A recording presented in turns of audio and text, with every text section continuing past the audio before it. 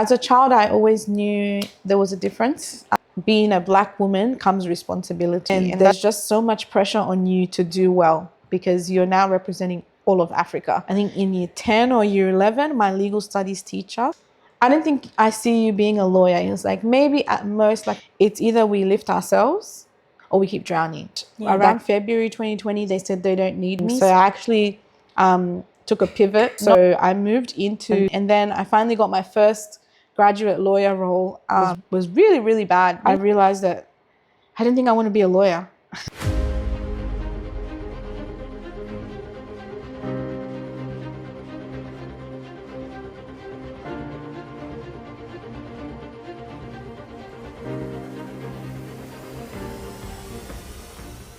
Hello and welcome back to another episode of the Building Legacy with Nachie podcast, where we have inspiring conversations with remarkable leaders, African Australian leaders, of course, who are changing the narrative, shaping change, redefining culture, and what it means to be an African Australian right here in the diaspora. So the purpose of these conversations are not only to celebrate and spotlight these leaders, but more so to inspire, educate, and empower anyone watching that it is possible to succeed, it is possible to thrive, it is possible to excel wherever you find yourself, irrespective of the country. I am Annette, to be joined here by an honorable woman.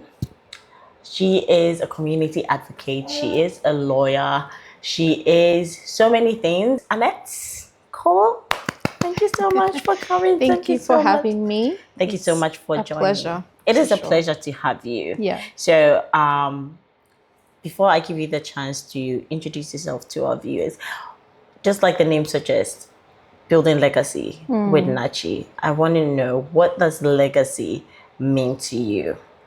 Yeah, I really love that question, honestly, because a lot of people speak about legacy and, you know, you grow up like thinking, what am I going to leave behind?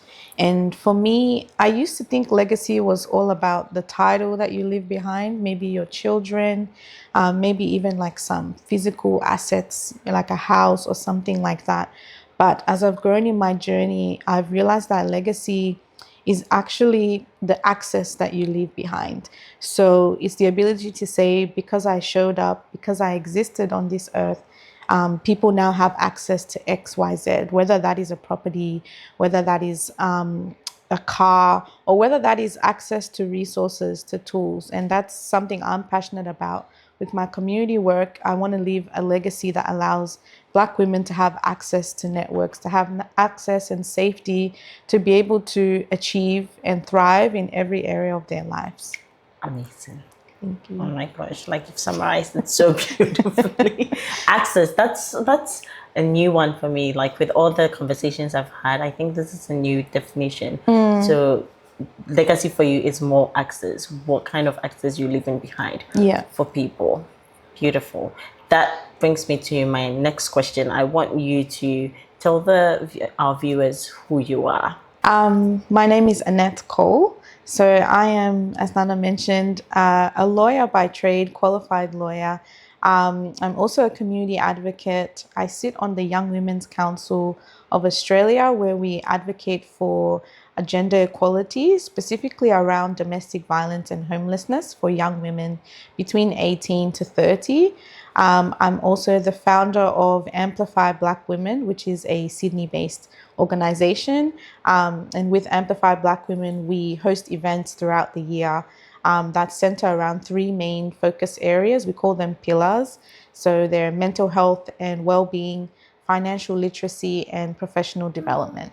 Amazing. And that's one of the reasons I also created this platform. So it was amazing. That's what drew me to you, actually, when I saw Amplify, what you're doing with Amplify Black Women, that it's not just myself, but there are other people in the community thinking about Africans, especially immigrants, how we can thrive in the professional space, how we can thrive mentally and financially.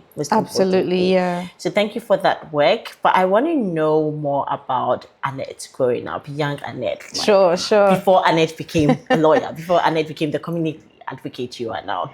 I think Annette is still developing and still evolving. But when I look back at the beginning, so I was born in Sierra Leone in West Africa. And at the time I was born, the Civil War was going on. It was still very active and present. So we actually moved to Australia when I was 3 years old, and we came as refugees. We came under like a UN humanitarian program. I think we were in the refugee camp in Guinea for a while before we got accepted. So we came in 2000, and I was very young. I didn't remember anything. So for me, Australia is all I've known, right? But I've grown up with my Sierra Leone culture, grown up with a big family, went to school here and everything, and studied and all. So I've always been Aussie, as they say, a true blue Aussie. But one thing I love is my mom especially has made sure that I'm staying connected to Sierra Leone culture. You know, she made sure that I can cook everything, I can cook every dish, and I speak the language fluently, and I'm so proud of that. I even speak to some aunties back home, and I love when they say, "You sound like you grew up here," because I'm like, yes, this is amazing. So when I go there, I won't be overcharged, Yep. you know, when I go to the market. So I really love that. And I'm so grateful to my mom because I didn't even realize it was not usual until I start meeting other people, you know, at school, and they say, "Oh, I don't know how to speak like my mother tongue." And I'm like, "Oh, for me, it was just normal because my mom spoke it to us and she made sure, you know, that we keep it going." And for me, it's something I want to continue when I have kids someday as well. I want to make sure we continue to carry the culture because it's so important. So growing up, I had the two cultures, you know, being Sierra Leonean, but also being Australian. And that comes with tensions as well, which we can get into later. But it's been a journey into coming to appreciate all of who I am, like both sides, both cultures, and also not limiting myself to one culture, you know, just being a well-rounded person. Identity. Yeah, absolutely. Let's delve into that if you don't Sure, mind. I'm sure. sure that really impacted your childhood and growing up and the person you are now and will continue to impact it. How was it Yeah, like for you coming as a refugee, yeah, especially in this country? You were like 3 years or 4 years yeah, at the time, yeah, but growing up, how have you navigated that complex narrative around your identity as an African Sierra yeah, Leonean? Your mom wanted you to keep that, but still you are an Aussie, like you yeah, said. How have yeah. you navigated it and how has it impacted you? I think it's a really great question. As a child, I always knew there was a difference because I grew up going to a primary school where I was the only black child. So from kindergarten to year six, it was just me. And I remember very vividly, I had a moment in kindergarten where I was crying in the classroom. And the teacher took me outside and I said, "I feel like I don't belong here because no one looks like me." I remember like I was so young, but I was still able to, you know, distinguish that something is like off here, you know, and I was only like 5 or something, but I always remember my kindergarten teacher, and I'm very fond of her because I remember she told me it doesn't matter how you look or what color your skin is, you still belong here. And then I just stopped crying and I felt better, and that has always stayed with me. But it's very interesting when I reflect on it now as an adult that at such a young age, you know, I was feeling that way. I think because it was just so obvious, because it's being the only black child from kindergarten to year six is huge, you know. And I remember I spoke to some of my aunties and like begged them to like let their children come. And then later they came, and then, you know, I was happy, but I always had this sense of knowing that something was different. Were you treated differently? I wasn't treated differently. I think it was just my self-awareness. Yeah, it was just, I could just see that I was different and that there wasn't any representation. You know, and when I'm looking around at the teachers, I'm looking at students in my grade all the way till year six, there's just no one that looks like me. So I guess it was very isolating as a child. And then as I continued throughout school, I didn't really talk about it much, but I did struggle with my identity. I found myself just shaping and molding to who I hung around.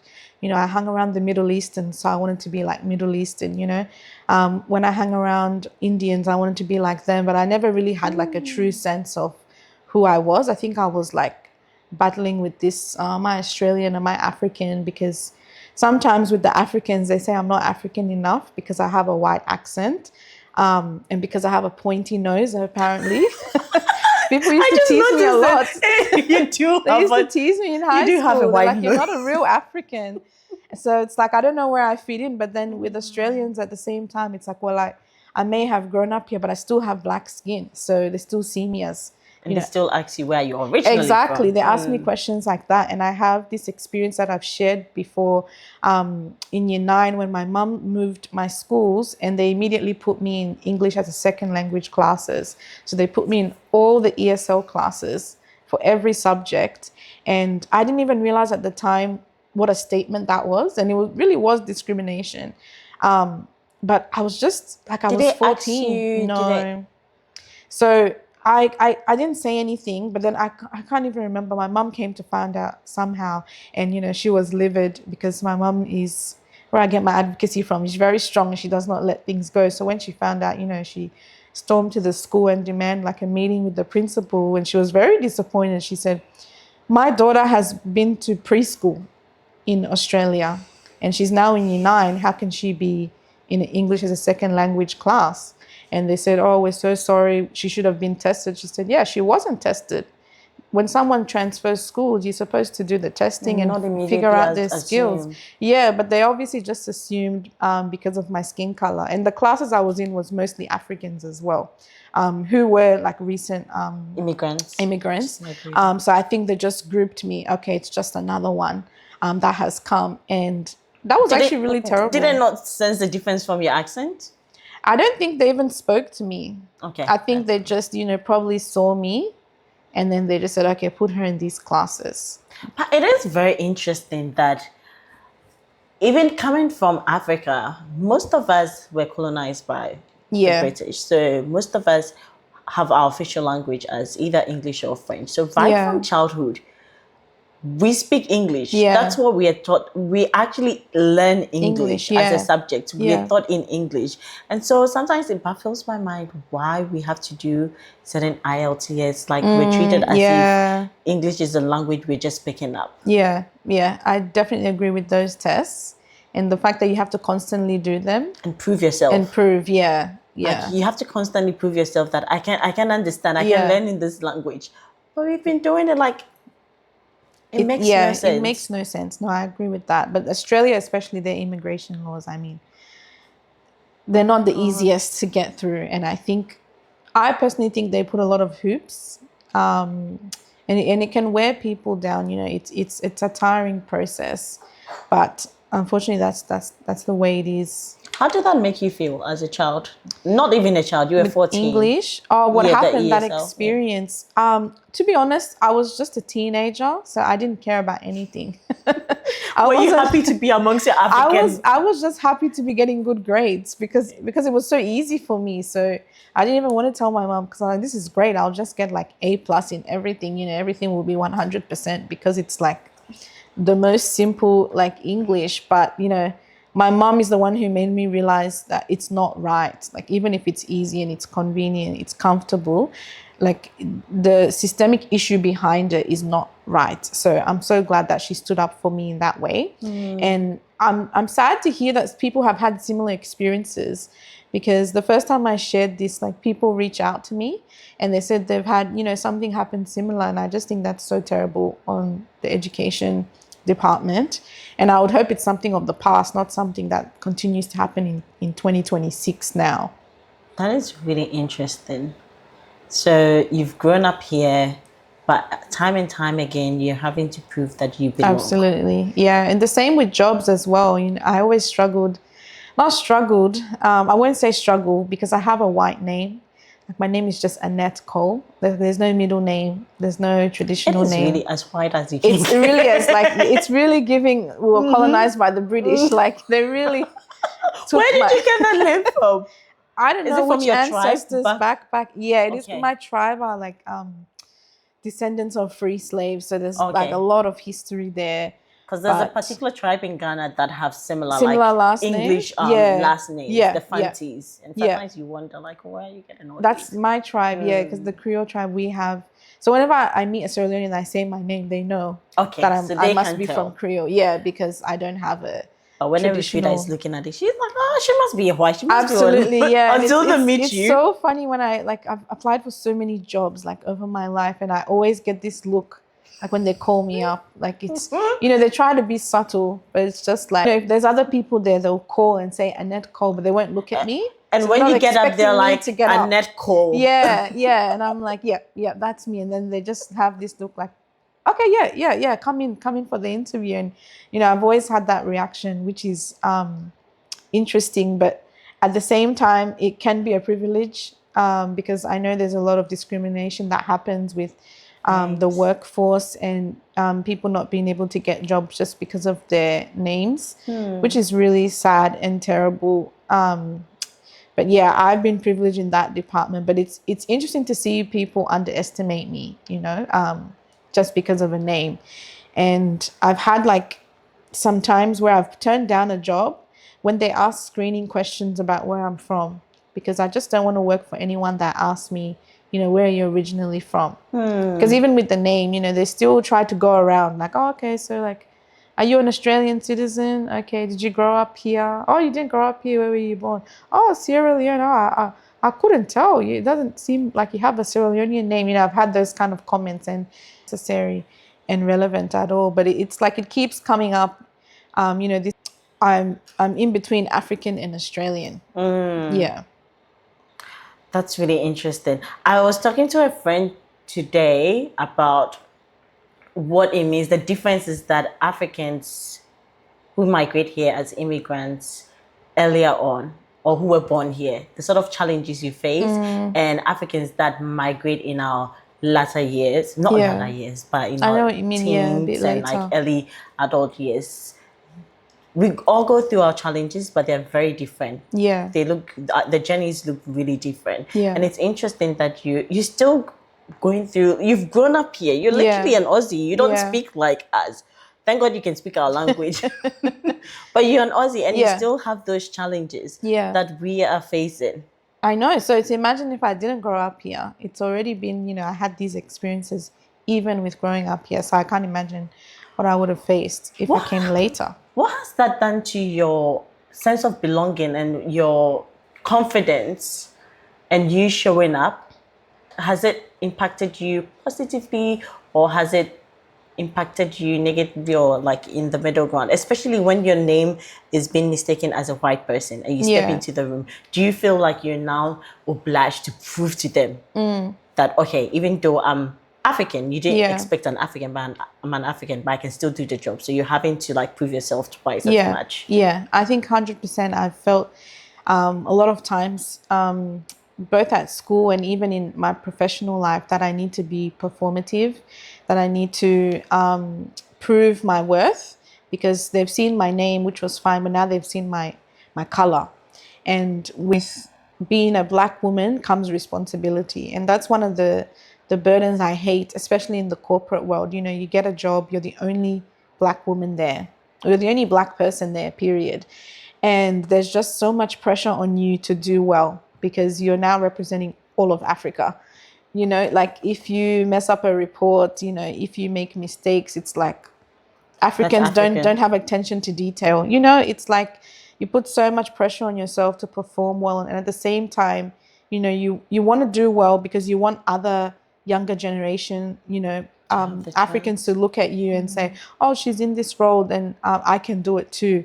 But sometimes that keeps you in like a toxic place, because you may not be treated well, but then you feel like you need to hold that space because you're even privileged to be there. So how can you give it up? Like, how can I leave this job when I'm already the only Black woman? So then there'll just be none. And what does that like say to the rest of my community? So it's really hard to juggle that. Oh my gosh, that burden. And I don't know, but so from my own experience, coming to Australia, I came boldly confident. I've always known I wanted to do law. Yeah. And I step into the country, then someone very close to me tells me this in a word of advice. Like, I don't think they meant any harm. I think they actually did it from a good place, but letting me know that there are not a lot of successful Black lawyers in this country, and it's good to like broaden your scope. and options when it comes to career pathways. But that did something to me.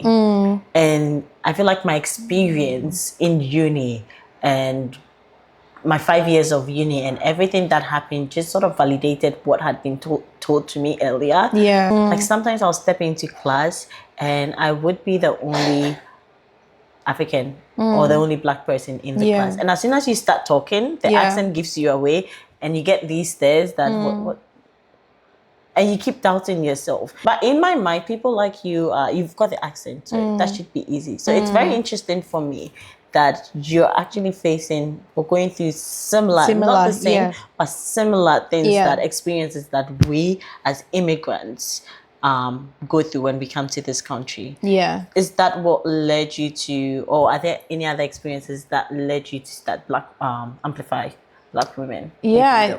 I mean, one of the pillars of Amplify Black Women is professional development. And this is why, because we're not represented in a lot of spaces, especially when it comes to leadership. We're often overlooked. Often we don't have the networks and, access to resources. And that's why I talk about legacy being about access. Because for some non-Black people, they have quite a lot of connections. They've got parents, they've got family, they've got whoever, to get them in, especially in law. And I'm glad you raised the legal field, because that's one of the biggest industries where it's about who you know, right? And it's hard when you're just starting from scratch. And, studying law here, I'm sure you relate to this as well. As an African, is not the same as a non-African. You have a lot of responsibilities. You are not just studying, you're also helping family back home. You have caring responsibilities. There's just so much that comes with it. And I relate with what you said about being one of the few, Africans in the course, because that was the same. There wasn't many of us. And then when you graduate, you get admitted, you become a lawyer, it's the same. I don't think I've seen an African judge not in New South Wales, at least. I'm not going to speak for all of Australia, but, the representation is not there. Even, when you go to court and see another Black lawyer, it's like, oh my God, there's another one of us. It's so exciting. It's so exhilarating. But I think there's still a lot of work to be done. And it's about giving us the access to tools and resources. It's not about, just giving advice. We actually need sponsorship, which is why we need to open doors for people, not just say, oh, you should do this, you should do that, because really our other counterparts, they're being open doors for. And so that's what we need to do for our community as well. And I wanted to share, because you just reminded me, I had another negative experience, but it really fueled me. I think in year 10 or year 11, my legal studies teacher, so he was a white Australian man, and I can't remember what the topic was that day in class, but he was going around, I guess, predicting what everyone would do. And he knows, like, most people there are interested in law. And when he got to me, he just said, I don't think I see you being a lawyer. He was like, maybe at most like a legal assistant, but I don't think you could be a lawyer. And he just, put that in me at 16, 17 years old. And I'm someone who's very big on words, like words of affirmation is huge for me as a love language. So when negative words get spoken, they really stick. You know how they say sticks and stones may break my bones, but words do hurt. Words hurt. And that was a big cut, because I had wanted to become a lawyer since I was 14, when I watched a family member go through a difficult family court battle. And I wanted to help people in that similar situation. So it was very personal to me. So for him to say, I don't see you becoming a lawyer, I don't even know where it came from. And how did you take it? How did you just I was hurt. That carried with me a long time, honestly, till about 2 years ago, because it's like it kept showing up every time. I hated practicing, in the private sector, for example. I was in like a toxic job. I was like, I can't leave because then he'll win. He said he can never see me as a lawyer. Now I'm a lawyer. I can't not be a lawyer, because that proves that he was right. And it really like messed with me. And it took like a lot of work for me in therapy to let it go, because I realized I was just holding on to this negative word that he had spoken over me. But I'd already proved the point. Like, I've already accomplished what I need to accomplish. And it just wasn't healthy for me to keep referring to it because it's not even true. And Yep. he probably doesn't even remember. I'm sure like if you ask him, he won't. This was like But 2011. for a He can't teacher, remember.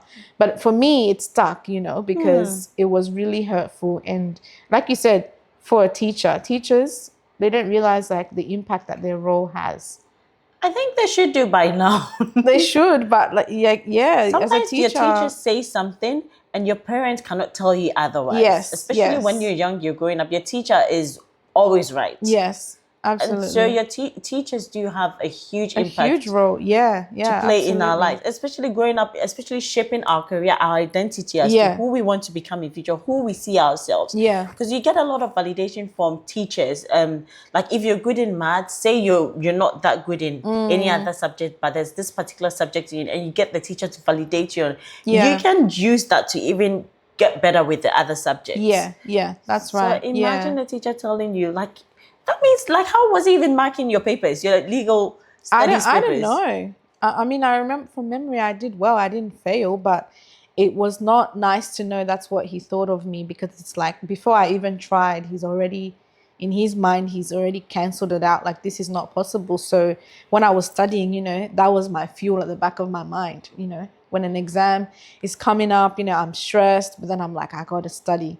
I got to ace this exam, but I let it get to me like too much, but it just shows you the impact of words, especially from teachers, but it really just kept me going. And but then it got to a point where it's just like, it's been over 10 years and it's like, It's been, you it's don't sort have of, to prove. this resonates so much with me because I'm in my like 10th year since I came to Australia, and now Yeah. I'm having to do a lot of reflection since last year as to, like, I'm asking myself questions as to why I not let go, but almost let go of that childhood dream. You said you've been a lawyer since 14. I've been wanting to become a lawyer since maybe 3-4 year or That's 4 years. amazing. Yeah. And what changed? That's the question I've been asking myself. Like, what changed?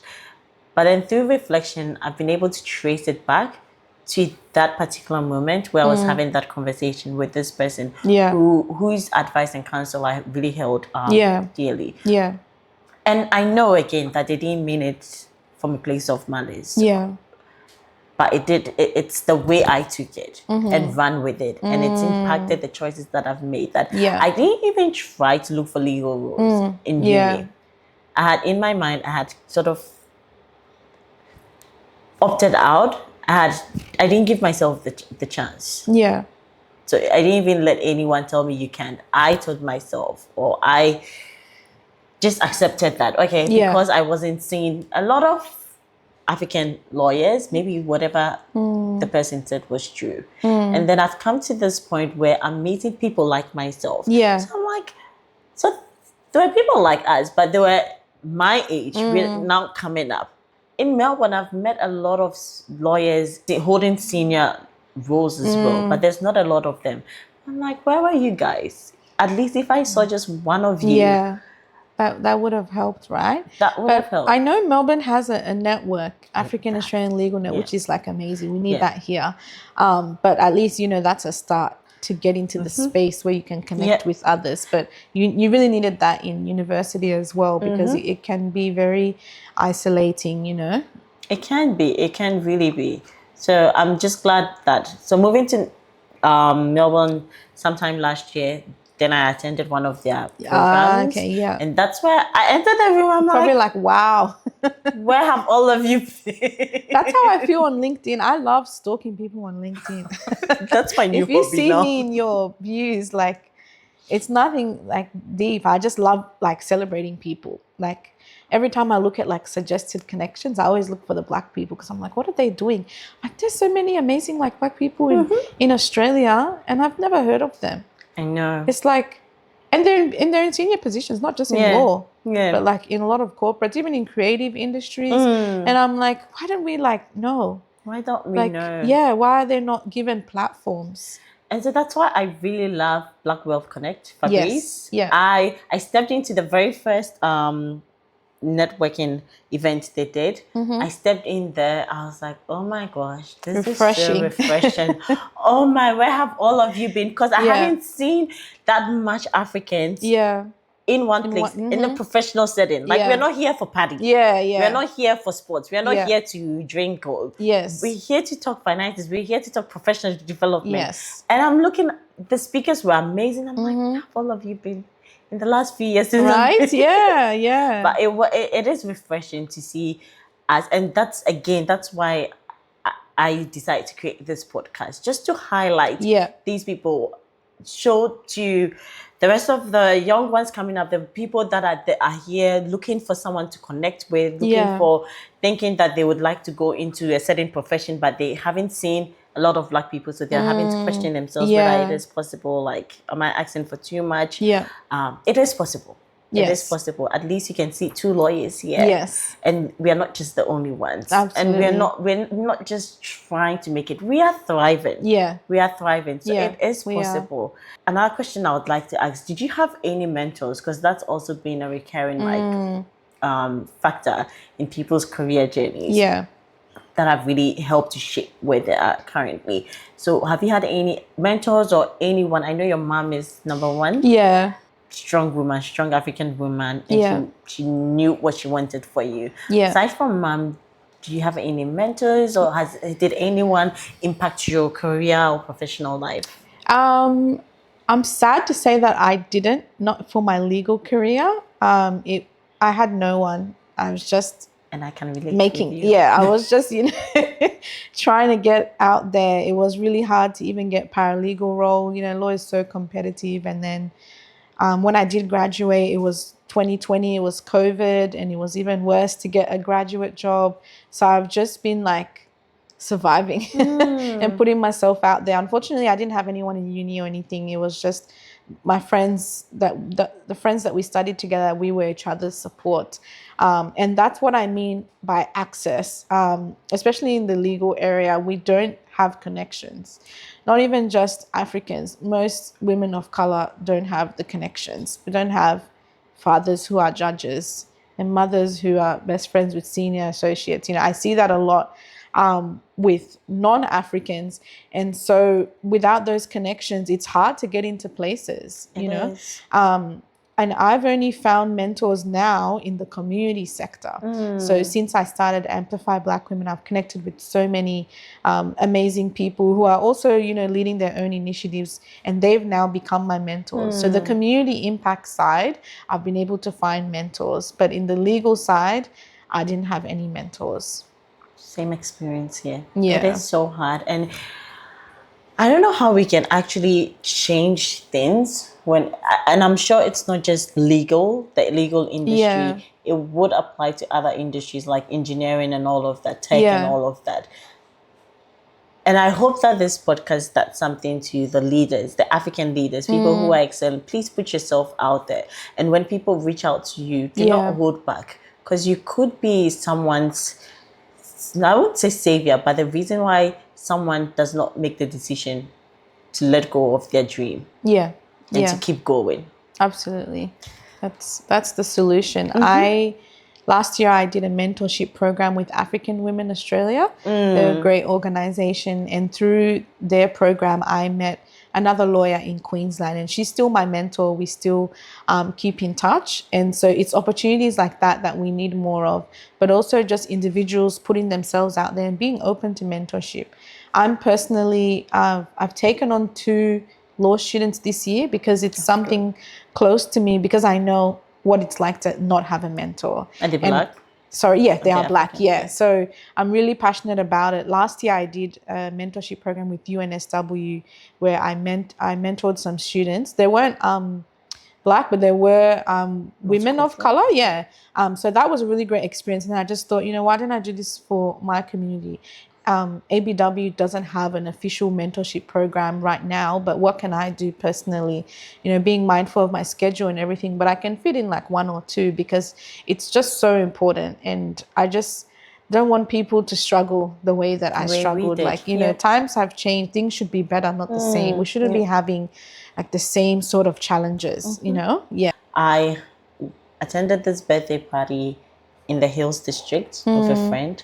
I stepped there, and of course I was the only black, but we started introducing ourselves. Yeah. So at the table, and what I realized that all these kids still in uni. These are Asians and Indians and white Aussies. Yes, and they lived in the Hills District. You know the Hills District. Yeah. And they attended the same church, so they knew each other. Yes. And some of them were pharmacists, engineers, blah, blah, blah. I'm like,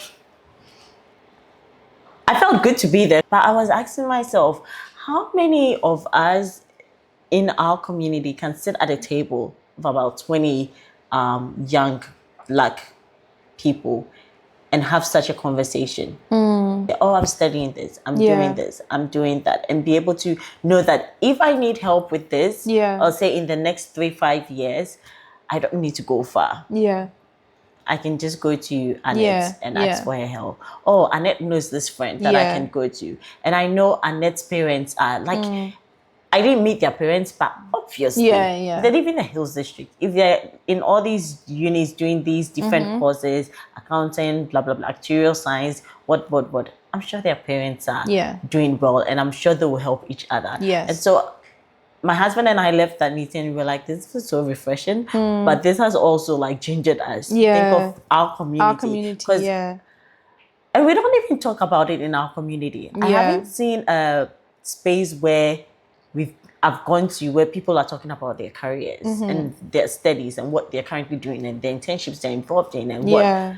It's like we don't have that much conversation. I feel like when you see, I don't know if I'm wrong, please correct me, but when you see young Africans meet up, it's more the entertainment bit. And I really want us to change that narrative. We need to start getting serious, because if we want to enter these spaces, we also need to do that work for ourselves. Absolutely. How is ABW trying to like enter these spaces and impact the youth, the young ones coming up? The young ones, I totally hear what you're saying, and I understand with the entertainment aspect that you mentioned. It's definitely most popular, especially with the new gen.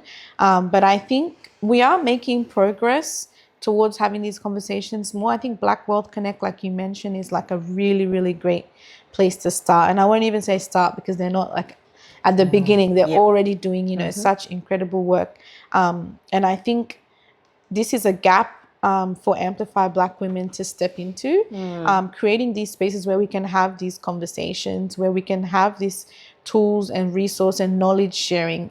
Initially when I started ABW, it was just to have conversations. I just used to host these like brunches with friends and acquaintances, and I would just like give them statements or topics, to discuss as a group, because I realized that we don't talk about finance. We don't talk about health and well-being or mental health. We don't talk about, what's happening in our professional lives, how we can upskill, how we can move on. So I wanted to create that conversation, but then more than that, I wanted people to share knowledge, just like you said, like, coming into a room with so many women, one person is in science, someone's in sports, somebody's in the legal field, somebody's a musician. Like normally outside of that, they would be so separate. Like we don't have anything to interact with each other. You're in a totally different field.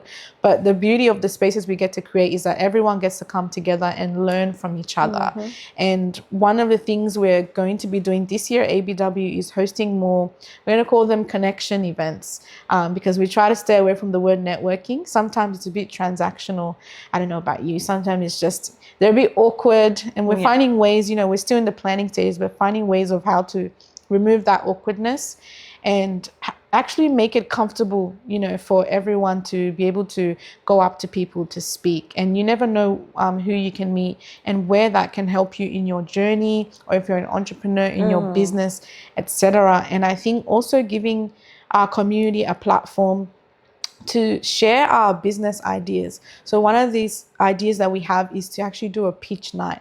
So we're trying to find investors that would be interested in coming to that and having a space just for us to pitch our ideas, because we're not always employees. And we're not always on the receiving end. We're also givers. We have things to give. We have great, bold ideas. And I don't see a lot of that. I've been to pitch night events, I don't see many Africans. And I'm sure we have great business ideas.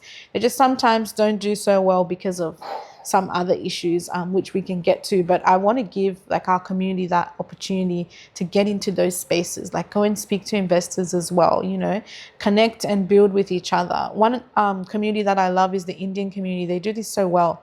They're all in different like fields, but they all help each other to get where they want to go. Sometimes as Africans, we sort of stifle ourselves because we can be competitive, because we can be like every man for themselves. When we come here particularly, there's just this survival mode of everybody do your own thing. But I think there's so much more power in collaboration. Yep. And there's so much more power in working together. I think the systems and things like that, they work against it because they know we're too powerful together. That's my personal belief. I think it works for the system to divide us. And we're constantly finding ways to divide, whether it's countries, whether it's you're Ghanaian, I'm Australian, we're different. Whether it's religion, whether it's even tribes within the countries, we're just always finding a way to devise rather than to come together. But I think if we can create those spaces where people can come together, it's actually a start, a foundation to start getting people talking, start getting people to share knowledge and share resources. And one of the big things about ABW is information sharing.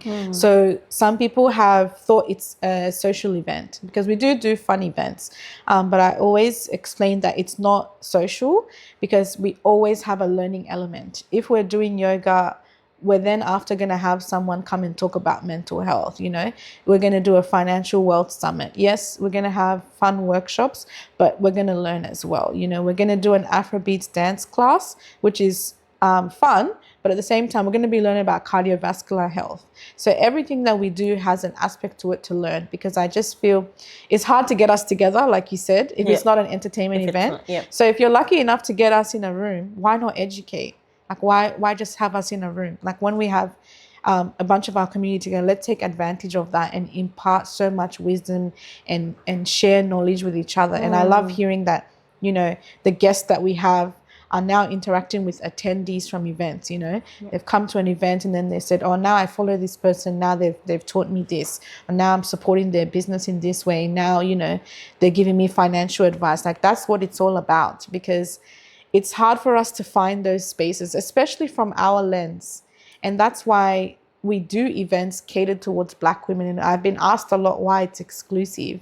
And I always explain that it's not exclusive as in anyone can attend, but it's going to be catered towards a Black woman always. Because when everything we talk about needs to have our lens.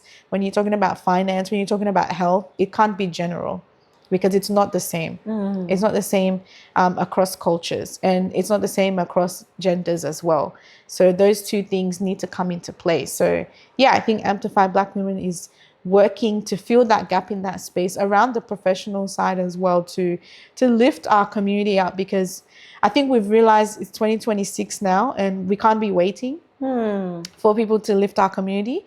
It's either we lift ourselves or we keep drowning. Like, there's only two options. And I think what you're doing is part of the solution, because what you're trying to do is also lift the community by showing the community who's out there, who's doing things, and you're connecting them with, the guests that you have on your podcast. And it's really incredible and really important work. So even when it gets, sometimes stressful, I know with the planning and everything, I just want to encourage you to keep doing it, because you don't know the one person that's going to listen to it. And this is going to be exactly what they needed to hear. Thank you, Annette. You're Thank welcome. you. I think I needed that, because today juggling. I know, Coming with a little one, it wasn't easy. But then you come back to the purpose and the why. Yes. And that drives you. Because for me, part of the why is I don't want anyone to go through what I went through. Not that I wasted the last few years. Every professional experience I have gotten has led me to this point, and has enabled me grow, get so much wisdom, skills, and knowledge in different ways. But then, what could my journey have looked like if I did not give up on law initially? If I ran with that dream and that aspiration, where would I have been now? And I don't want the young ones, regardless of whatever profession that you would want to see, you would like to see yourself in, I'd want you to know that it is possible. And until you see someone in there thriving, I think sometimes it's hard, especially when you're the first trying to break out. Absolutely. It is hard. Yeah. But there are people in there. There are people in there. At least that's been my experience over the last year. There are people in there that are thriving in different industries, in different corporate community, whatever. There are people that are thriving that look like you. Yeah. They just don't, they look like you, and some of them still sound like you. Yeah. Some of them still have their accent, and they are still doing amazing. So that's been my drive and motivation. And I really hope that I'm able to like keep going, because it's not easy, but nothing good comes easy. That's right. Yeah. Let's talk about your own career, what that has looked like. How has that shaped over, it's been 2020, so about 5 years now. Yeah. We finished uni the same year, 2020 December. Yeah. So how has your career shaped? And when you look into the future, what does that look like for you? It's a very, very good question, because I've battled with this a lot, especially because of what I shared about what my legal studies teacher told me, put a lot of pressure on me. So when I graduated uni, it was the worst time during COVID. I had a paralegal job at the time. I think I was working 2 or 3 days, but around February 2020, they said they don't need me. So I just lost my job. And right at the height of it, I just could not find another job. I think all the firms were trying to scramble and figure out how can we, continue working. No one had working from home arrangements before. So they were doing all that. I was constantly on seek. There was nothing. So I actually took a pivot, not by choice, but, I learned, sometimes you have to redirect and just go with the circumstances that you have. Because at the end of the day, I needed to feed myself. So I moved into support work, which a lot of our community do. And I had been hesitant at first because I didn't want to be another person, because a lot of times when I was in uni and I would tell people I'm studying, they never would guess law. They would say, "Oh, you're studying nursing," before I even say anything. It's like, "Oh, are you studying nursing or community work or something?" And I say, "No, I'm studying law," and they'll be surprised. So I was hesitant to become like just another African doing support work. But I think it was so good because it taught me so much. First of all, it taught me not to attach myself to a title. And that was huge, because it's like, I just want to be a lawyer. I just want to be a lawyer. I need a job that says lawyer. I need a job that says solicitor. And then you just get to a point when it's like, what is that doing to me, my identity and like my self-worth? Like, am I not valuable as a human unless I have this job title? Because it's so vain when you think about it. And unless it makes you happy, what's the point of just holding a title and you don't enjoy what you're doing? So I actually really enjoyed support work. It taught me a lot about finding what I like. It taught me a lot about serving people, helping people, and working with different kinds of people, like collaboratively. I got used to shift work. It was good. It was comfortable. And you had just finished uni? I just finished uni, yeah. So it was my first 6 months. Sometimes I struggled with the job only because I felt like I just finished uni and this is not what I studied. I was going to ask you, how did that make you feel as a loss after 5 years? I'm like, I just did 5 years and now I'm just here like and then cleaning. And then I joined like those that I was trying to really much avoid. Yeah. But I think that taught me not to be so self-righteous, because I think I thought I was like better. Like, no, but I'm better because like, I did like a whole degree. Like these people just did like a certificate in community work or something. So I think, from a faith perspective, because I am a practicing Christian, I think God wanted to develop my character and humble me. Yeah. And he did. It's very humbling. Yeah. So it's like, I had to trust him that he's going to, like, oh, this is going to be a part of my journey. This is not where I'm going to stay, but right now this is where I need to be. So I did that for 6 months.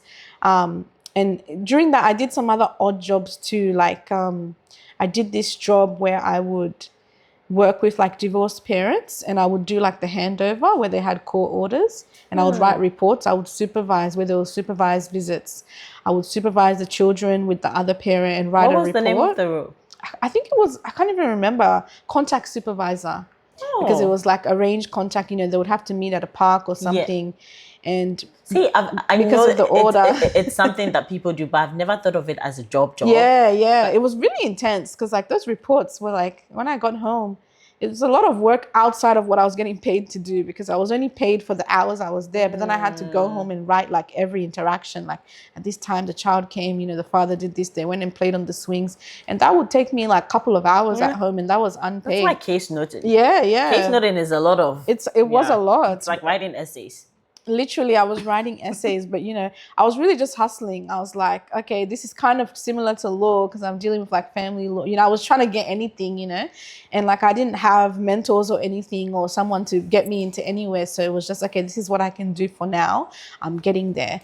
So I did that for a couple months and then I finally got my first graduate lawyer role in a personal injury law firm in Parramatta. Not far from here, and I was so happy. I was like, oh, finally. I think this was 2021, so it had now been like a year. So I was like, oh my goodness, after a year, like, God, you really made me wait. It took me a year to also find a full-time job after studying. It's so hard, right? Because Yep. in uni, I was so naive. I was like planning my whole life, like, oh yeah, I'm going to finish uni and then I'm going to travel for a few months, take a bit of a break, and then I'll come and like, start working as a lawyer. There wasn't even any travel for 2 years. Like everything just went not to plan. Like that's how life works, right?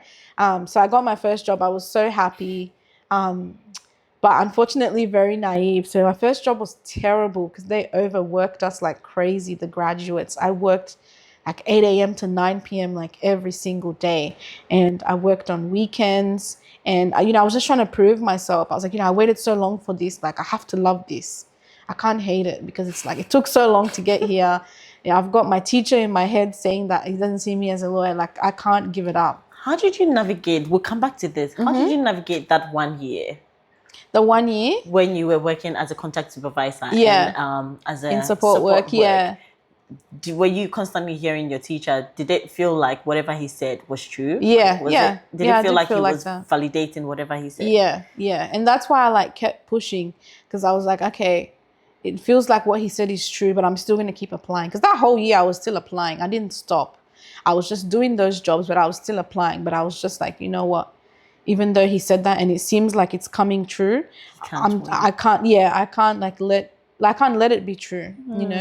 I need to take action. Is that positive motivation now? I don't know if it's positive because it was like fueled off like proving a point. So I don't know that it's like entirely positive. But that led me to stay in like a terrible like work environment. Like I said, like the first graduate job was really, really bad. Really, it was terrible pay as well, which I didn't even realize was like not legal. I came to find out that it wasn't under the legal award, and just the work we were doing, the hours, and I became like really depressed. I stopped like cleaning my room. I didn't do my laundry for weeks. I stopped eating. I was just work. I used to live with, my housemate, and she would come in and want to talk for 2 seconds, and I said no. I'm working. I can't even talk for 2 seconds. Like it was really intense. And I used to cry like almost every night. And Sunday nights I would cry because it's coming to Monday and I'm so anxious. Yeah, I was really dreading. And it took me, I stayed a year in that job until I realized that I didn't think I want to be a lawyer. I was like, I don't want to be a lawyer anymore. And that was like so hard like for me to say. Because I was like, after everything, I attached to the title, but I was like, if this is not like what I envisioned, this is not why I wanted to become a lawyer, to have this experience. It was to help people. And I don't feel like I'm helping people. I just feel like I'm drowning. So I ended up quitting that job. And then that's when I moved into case management at NDIA. And I was much happier there.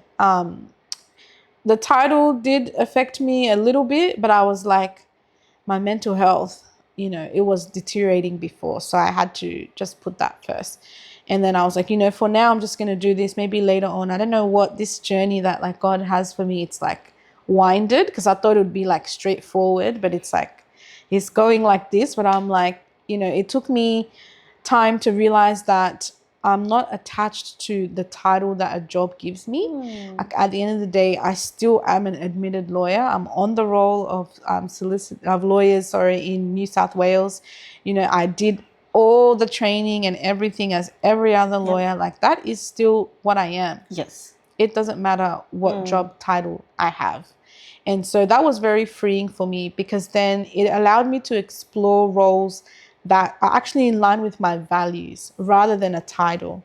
And it's actually my therapist that helped me like come to this realization. She So you was saw a like, therapist? I saw a That must have therapist. been a hard It time. was very Yeah. hard, but I think it was necessary. All of it was like building me up, and I had to go through that. You know, I think if I had an easy journey from uni, I wouldn't be how I am now. What story would you tell? I don't know. I'll just be like, That's I finished uni and I started working. Now I'm an associate and everything is perfect.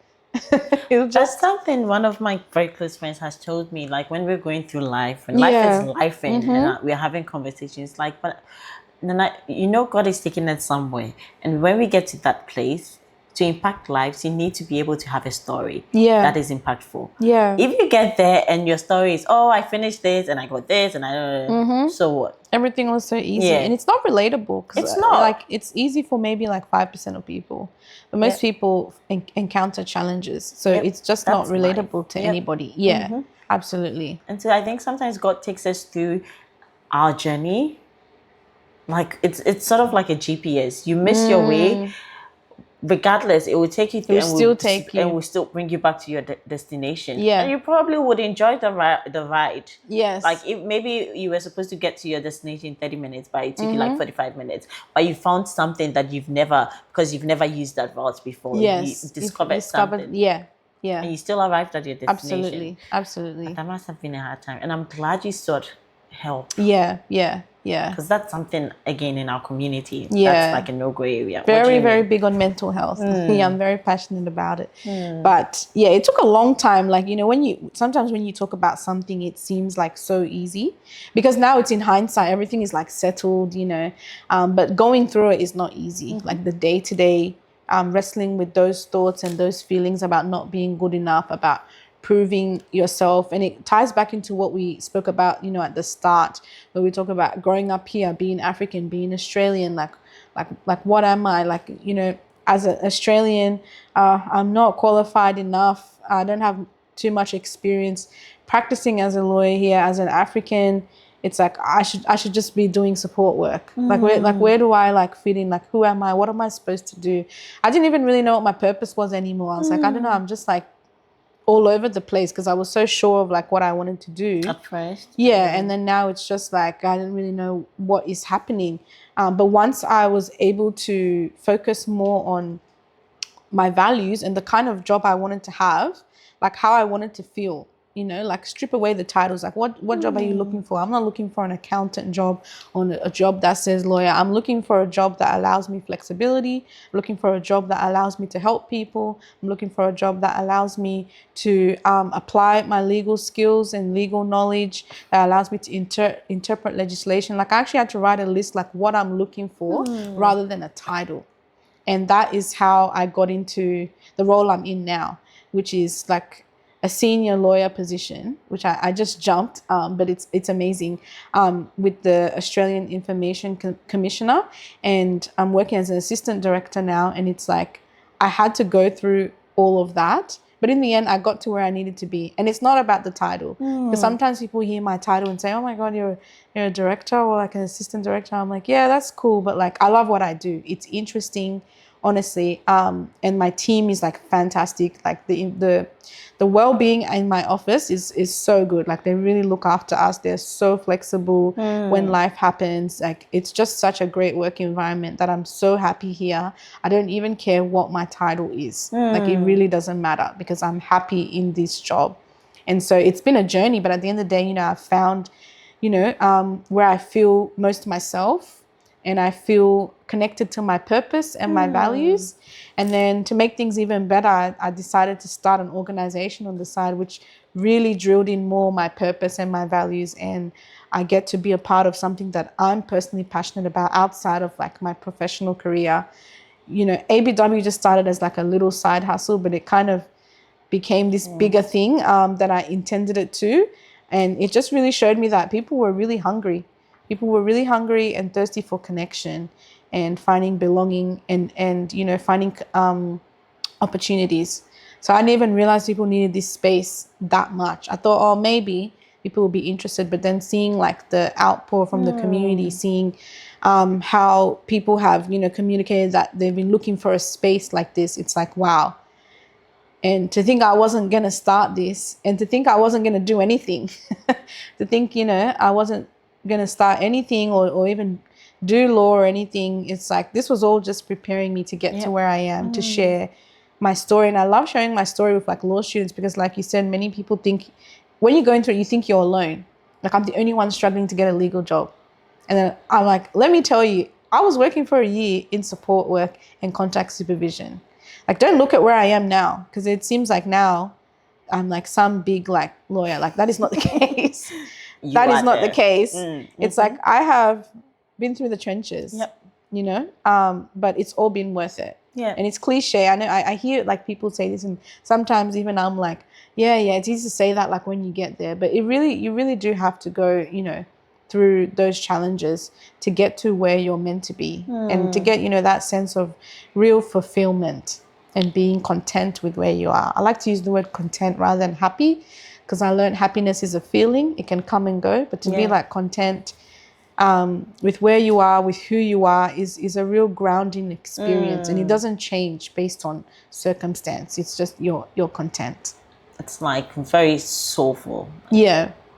It's much more deeper. It's like joy. I love to use joy as well, because in my mind, you choose to be joyful. Yes. Like happiness, like you said, it's a feeling, it can come and go. But to be joyful, that's like a choice you've decided, regardless of whatever is going on in your current life situation, or your circumstances. You're choosing to remain joyful and thankful. Yeah. But we always have to go through the journey. But when you're in it, it's not easy. It's not. I don't think you'd be speaking passionately like this if I met you. And like I wouldn't do it a second time ago. either. It's a one-time thing. Like, if I had to do it a second time, I'd be like, God, what's going on? Once was enough, because it's not easy going through it. Like what it does to your self-identity, what it does about what the words people have spoken, and what it does to even the future. It's hard to even look at envision the future when you're in that space. When you're in it, yeah. It is. But then it's an amazing feeling when you get to the future and you look back and you're just like, I'm so glad I kept going. Like, I'm so glad I kept showing up. I'm so glad that I pushed through even when I doubted myself, because now look, imagine if I didn't. Yeah. We wouldn't have the assistant director. We wouldn't have Amplify Black Women. We wouldn't have Amplify Black Women. You know? And the number of lives you've touched through that. And I was speaking to a friend today. We were talking about how so many people's purposes and destiny are sort of attached to ours. And once you start walking in your purpose, there's sort of like a flow-on effect where you sort of give others the permission to also walk in their own purposes. And I think that's what you're doing with Amplify Black Women. Thank you. Thank you so much for allowing yourself to be used that way and heeding to that message and running with it. Yeah. And not just being selfish and thinking about just yourself, that you finally arrived. Who else? Who cares? But thank you for doing that. And I want to ask you this question so that we can close. Sure. I would have loved to continue this conversation. God knows my ear sweets me. My ear sweets me so much. But the journey is, I love listening to people's stories, because just starting this podcast, I've realized how different our paths are. Yeah. Like, you see people up there, but they started from somewhere. And when you're hearing their journeys, you're like, you can't believe they've gone through all those steps. Yeah. And most of the time, you don't even know where you're going. Like you said, the path is not direct. It's not linear. It's like very curvy, but you know what you want. And as long as you stay motivated and you continue to work hard and diligently, you will get there. You just need to stay the course. So that comes to my question for you today. Looking back 10 years, 10 years, no, I won't say 10 years. Not 10 years. Let's say 20 years. 20 years. If you were to meet your 10-year-old self today, what would you tell them? I love that. I have so many things I would tell them because I've learned and experienced so much. But I think there's three main things I would say. The first thing I would tell her is, I would say, hey, Annette, you have permission to take up space. And that is so important for me to hear at that age, because growing up, I always felt the need to shrink myself, whether it's because I'm Black and I'm different, or because I'm a woman, or whatever space I was, whether it's, at home in the family, or it's at school, even when I got into work growing up, I'm always shrinking and trying to make myself palatable for the environment I'm in. Maybe I'll just speak softer, or I'll just dress this way, or, I'll just, be understanding so that that person is okay, trying to cater to everybody's feelings and emotions, trying to, be likable. So I was always afraid to take up space as myself. That's why I would tell her you have permission to take up space and to show up authentically as yourself. Because as you grow older, you will learn that being yourself is the best attribute that you have, honestly. So I definitely tell her that. I think the second thing that I would tell her is that her sensitivity is a strength and not a weakness. Since I was a child, I've been sensitive. I've been a very emotional, empathetic person, and I've been told you're too sensitive, you're too emotional, you care too much, even into adulthood. And so going back to when I was 10 years old, I would say that is going to be your biggest strength. So hold on to that sensitivity. Because when you look at the future, that's what's allowed me to build something like Amplify Black Women, being sensitive to the needs and challenges of Black women and the spaces that we need. So don't view it as a weakness, oh, I'm too sensitive, but it's actually a strength, and I've learned to embrace it. So I would definitely advise her that. And the third piece of advice I would give my 10-year-old self is to hold on to faith, because it's going to get rocky, it's going to get shaky, but one thing is going to remain, and it's going to be faith in God. Yeah, that would be my 3 pieces of advice. Wow, you got me emotional there. I was emotional too. But I was like, keep it together. Did well. But we should be ourselves, Sometimes things are too scripted and, putting on like a show. Like, I don't want to be performative. So if I do feel tears, I let them come, honestly, because it's just authentically me. Part of me, like I said, being myself is like the best attribute. Yeah, and I'm sensitive. Sure I'm a sensitive person. I cry a lot. I cry when I'm happy, cry when I'm sad. Like, I'm just a crier. Did you cry a lot when you were doing case management? The With contract clients? supervision. I did cry sometimes, yeah, because I got some angry parents, like there's a lot of animosity between the two of them. They're now separated. So it's hard to be a middle person, because whatever you do, it's like you're taking that person's side, and sometimes they'll personally attack me, and I'm like, oh, I'm just trying to do my job. Like, it's just, it was a lot emotionally, but it all strengthened me. It all taught me, And prepared you for this current role. Yeah. Because now you're leading. So now you're able to lead with empathy. You're able to lead with self-awareness. You're able to lead not just as a regular manager or leader, but you're able to lead from a human stance, point of view. Because you've been there before. You've been at that point where you're having to question yourself, question your skills and stuff. I feel like your team would be able to relate more with you. I hope so. I try to be relatable and human. Because at the end of the day, we're just humans. One thing I've taken from today's message is you're not your title. Yes. The title cannot define you. Yes. And you said it, you've achieved everything that your teacher, your legal studies teacher thought you could, said you couldn't. You're a lawyer. No one can go remove your name from that role. It's already written and stamped. It's written and stamped. You have the photo to show for it. Even if you did not practice as a lawyer, you've still been called. Yes. You've still been admitted, and you still studied for it. You still earned it. That was me. That was you. You did all of that. That was me, And no one can take that away from you.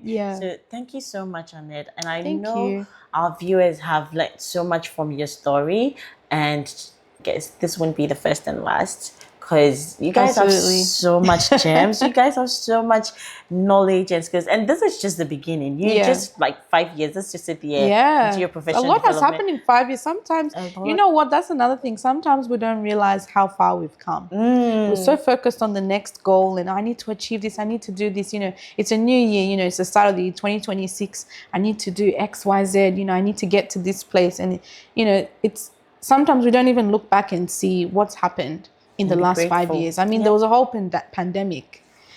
We That got was just through 5 that. years ago. It was just Like 6 years ago. 6 years now, yeah. But it's like just appreciating like how far you've come already, and that I know that's something I'm still working on because I'm very like determined and focused on things. And sometimes it's like I don't even like stop and appreciate. Like, wait, hold on, I was somewhere different 2 years ago, 3 years ago, 5 years ago. I was completely different, and you couldn't have told me, you know, when I was doing support work, cleaning the toilets, you couldn't have told me that I would be like leading an organization and working as assistant director. I would have been like, yeah, right, please, I have to go deal with this client.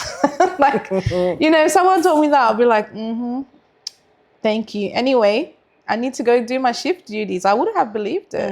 You know, I couldn't see it back then. I didn't know, you know, the purpose of why I was in this season. But now, after, that's why it's important to trust God, because after you'll see why you were in that season and why everything had to happen the way that it did. Yeah. And it's a season. Yeah. They're in seasons. Life is so much in seasons, and some seasons can be really hard, but we just need to remind ourselves that it's only a season. No matter how cold winter gets, negative whatever degrees, it's going to come down. Summer is going to come. That is true. Yeah, that is true. Even if it takes like 2 weeks straight of snow falling, winter is going to end. Summer is going to come. Spring is going to come. Autumn is going to come. Unless Jesus comes. Until the day Jesus comes, we're going to have seasons. And life is in seasons, regardless of whatever you're going through. That is so true. I'm so thankful for you. I'm thankful for you. My prayer is that you continue to thrive in your space and continue to hold up spaces, take up spaces.